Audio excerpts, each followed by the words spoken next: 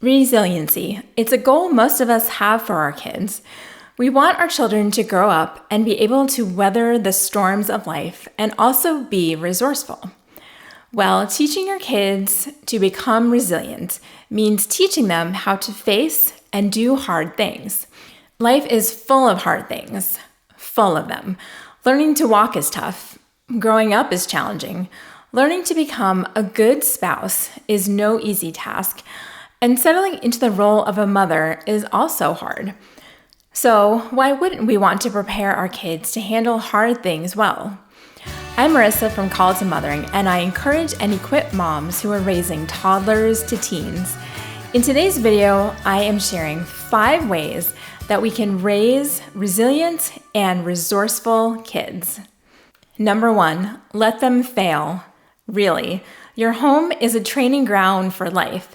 It's the place where your children are loved no matter what, and where their worth is not based on performance.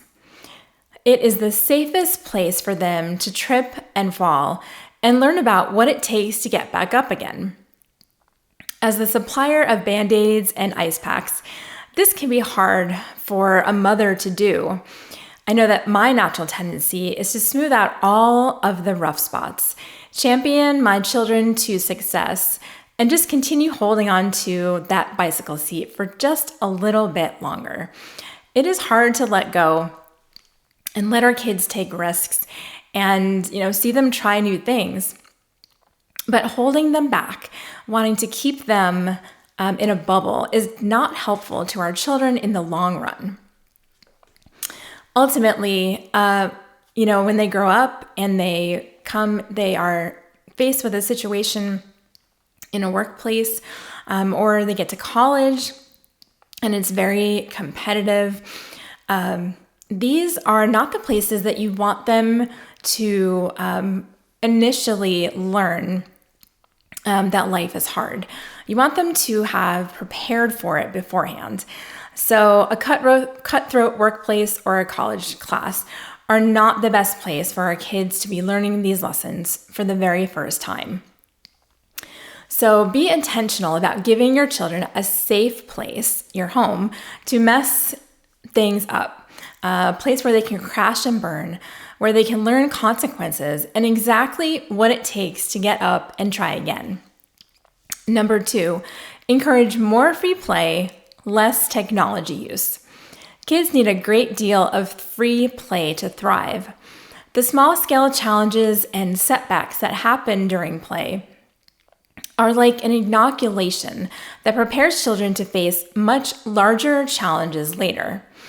Face-to-face physical play allows kids to take risks and engage in thrilling adventures. And they do this little by little. When they seek out the level of risk and thrill that they happen to be ready for, they learn to master their fears, and they also learn to prepare to make the eventual transition to adulthood and all of its associated responsibilities. Free play in the last 2 decades, though, has largely been replaced with online games, web browsing, and social media. Many kids these days spend far less time playing with, talking to, and interacting with their friends and families, and more time in a virtual world, scrolling through posts of influencers, going through user-generated videos, and they don't spend nearly as much time exploring and discovering. So much more of their lives are stuck in this defense mode as a result, and they're on permanent alert for threats rather than being hungry for new experiences. Now, I'm not saying that you should get rid of all your technology or that it can't be useful for your kids at all, but as with everything, moderation is key. So pay attention to how much your children are spending on their devices and make sure that they are engaging in real-time, real-world play more than they are with screens. I think that a good rule of thumb is to create more than you consume. When it comes down to it, technology should be a tool for your kids instead of a master. Number 3, talk about the reality of hardships. While you're going about your normal days parenting, don't shy away from calling things hard. Learning to swim is hard. Pulling weeds is hard. Keeping a tidy home can be hard. And all of these things are hard, but that doesn't mean, of course, that we don't do them. As my kids have gotten older, we have talked more and more about the hard things of life because they don't ever magically go away. We talk about things like their dad's job and the hard things that he does there. We talk about paying bills and taxes. We talk about being treated unfairly or unkindly. These opportunities to talk with your kids about hard things abound. They are pretty much everywhere if you just look for them, such as that grumpy grocery store clerk who seems to be having a hard day. Go ahead and discuss that with your kids. That construction worker you see who is working really hard, sweating up a storm in his hard hat. Talk about that with your kids. Talking about the reality of hardships with your children rather than sugarcoating life conditions them to understand that hard work is just a natural part of life, and it's not something that we should shy away from. Number 4, start training them. You can be intentional right now about helping your children develop faithfulness and tenacity by training them to push past what they see right in front of them in order to learn the value of perseverance.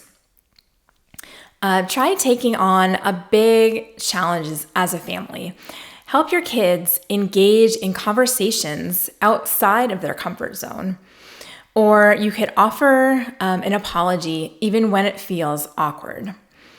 Show them how to serve others or what it might look like to give sacrificially.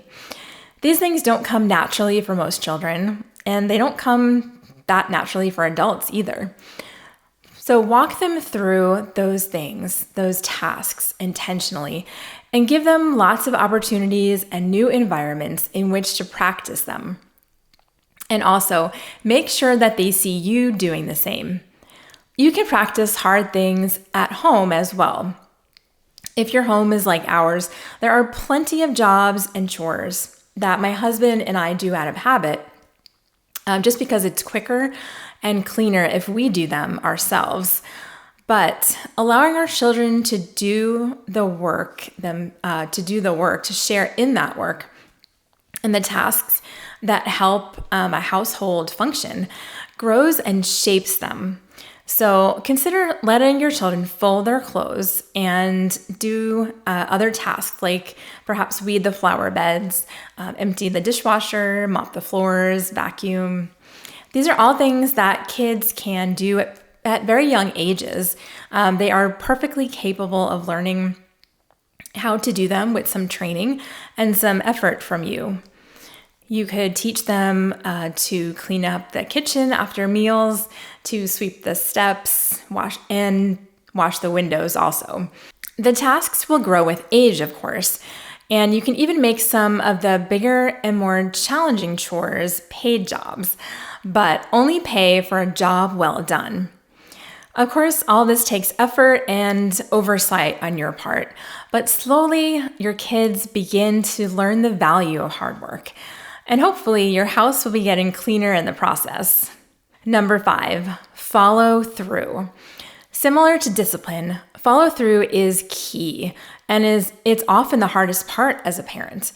If you're working on training your child in the area of responsibility, such as keeping up with certain chores, it's important not to keep giving them reminders. And I have been guilty of that when my kids are little, and even now when they're older, giving them little reminders, because I don't want them to not do the task or to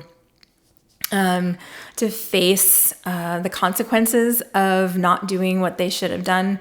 But this isn't helpful to them because it doesn't teach them the valuable lesson of a job well done. So let your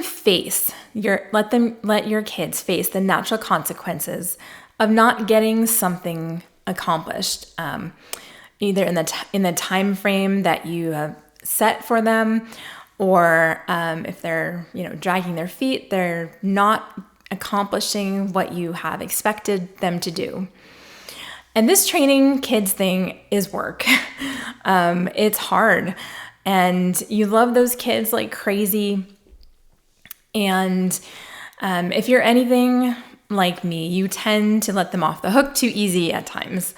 But that is not parenting bravely.